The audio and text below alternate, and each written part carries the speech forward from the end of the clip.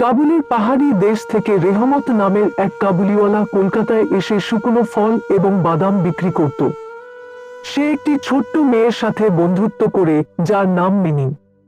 মিনির বয়স ছিল মাত্র 5 বছর, আর রেহমতের বয়স প্রায় 30।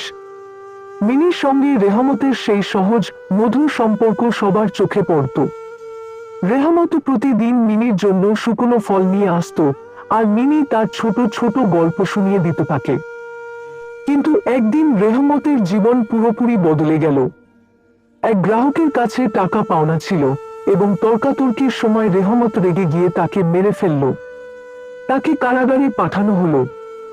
কয়েক বছর পর রেহমত কারাগার থেকে মুক্তি পায় এবং সে আবার মিনির সাথে দেখা করতে আসে। কিন্তু তখন মিনি বড় হয়ে গেছে এবং তার বিয়ের প্রস্তুতি চলছে। রেহমত দেখে যে মিনি তাকে চিনতে পারছে না, কারণ অনেক বছর কেটে গেছে। এই সময়ে রেহমতের চোখে জল আসে।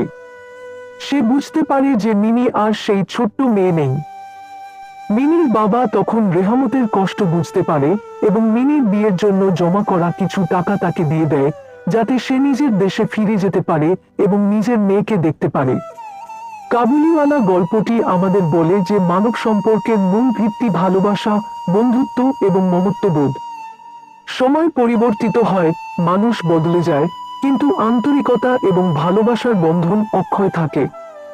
রেহমত আর মিনির সম্পর্ক প্রমাণ করে যে বয়স বা জাতিগত পার্থক্য কখনো প্রকৃত ভালোবাসা ও বন্ধুত্বের পথে বাধা হতে পারে না।